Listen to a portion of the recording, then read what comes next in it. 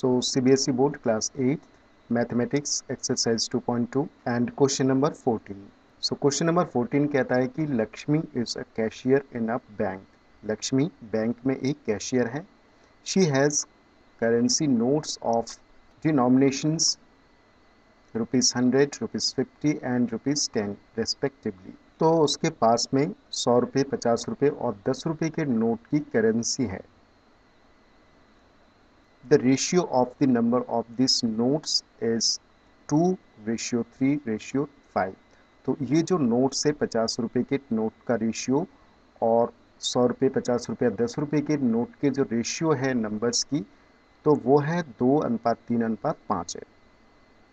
The total cash with Lakshmi is 4 lakh.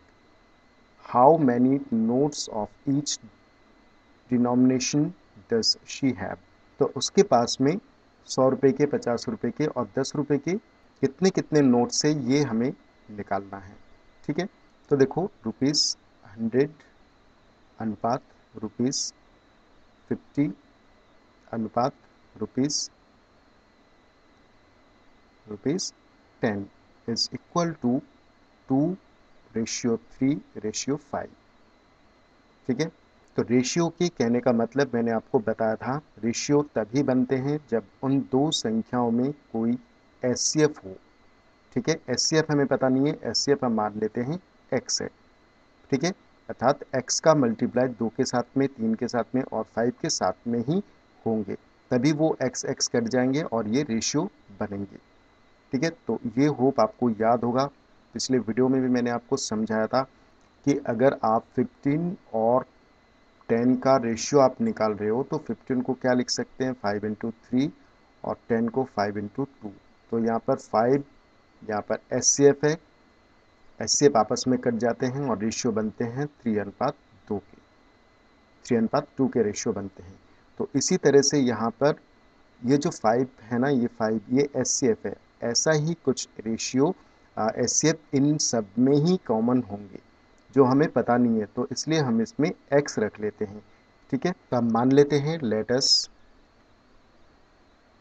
Late the number of 100 rupees note is equal to 2x. ठीक है, and the number of ₹50 note is equal to 3x and the number of ₹10 note is equal to 5x.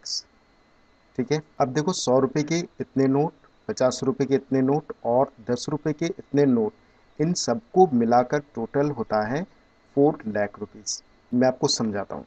मान लो 5 100 रुपये के note है plus 10 50 रुपये के note है plus 5 10 रुपये के नोट है.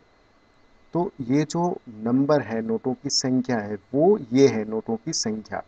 और ये 100 रुपये के नोट है, ये 50 रुपये के नोट है और ये 10 रुपये के नोट है. ये नंबर्स है. ठीक है, तो इनका टोटल वो बता रहा है कि 4 लाख है. तो ये तो कमी होंगे, तो ये 4 लाख है, ये बताया इसने. ठीक है, तो हम क्या करेंगे, ये जो नोट्स है 100 रुपये के नोट, इनका गुणा करेंगे 100 रुपये से. 50 रुपये का नोट है, 50 रुपये के नोट से 50 रुपये के नोटों की जितनी संख्या है उसका इसमें गुणा करेंगे और 10 रुपये के नोटों की संख्या से 10 रुपये के नोटों से गुणा करेंगे. तो हम इसमें कन्वर्ट करते हैं, कन्वर्टिंग ऑल दी डिनोमिनेशन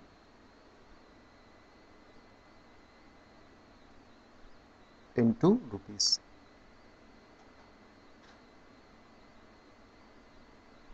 ठीक है, रुपीस में कन्वर्ट कर लेते हैं. तो 2x इंटू 100, ठीक है, प्लस 3x इंटू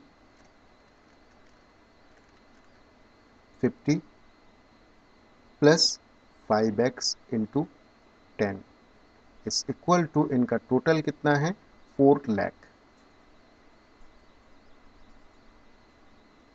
ठीक है, अब इसे आगे सॉल्व करते हैं। 100 का 2 के साथ में मल्टीप्लाई करेंगे तो 200x प्लस 3 का 50 के साथ में मल्टीप्लाई करेंगे तो 150x प्लस 5 का 10 के साथ में मल्टीप्लाई करेंगे तो 50x is equal to 4 lakh.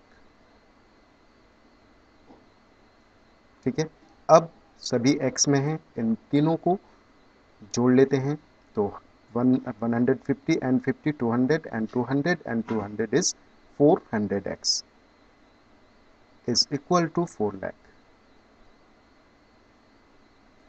ठीक है, समझ में आया आपको इतना। अब देखो x के साथ में 400 मल्टीप्लाई हो रहा है, जैसे कि इसको राइट हैंड साइड में ट्रांसपोज करेंगे तो ये डिवाइड में हो जाएगा तो x is equal to 4 lakh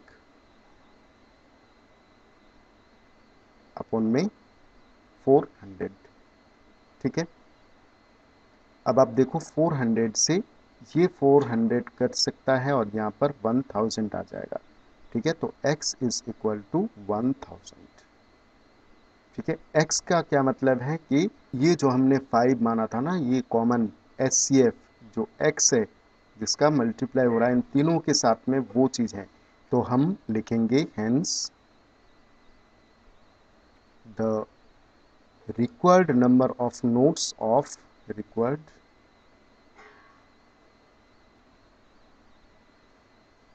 number of notes of rupees 100 notes is equal to 100 के कितने नोट्स थे 2x, तो 2 into 1000 is equal to 2000 notes। ₹50 के ₹50 notes is equal to 3x is equal to 3 into 1000 is equal to 3000 notes। ₹10 notes is equal to 5x is equal to 5 into 1000 is equal to 5000 notes। तो ये answer है, ये तीनों ही। ये पूछा था कि 100 रुपीज़ के कितने नोट है, 50 रुपए के कितने नोट है और 10 रुपए के कितने नोट है। तो इसी के साथ ही क्वेश्चन नंबर 14 यहाँ पर पूरा होता है। मिलते हैं क्वेश्चन नंबर 15 में।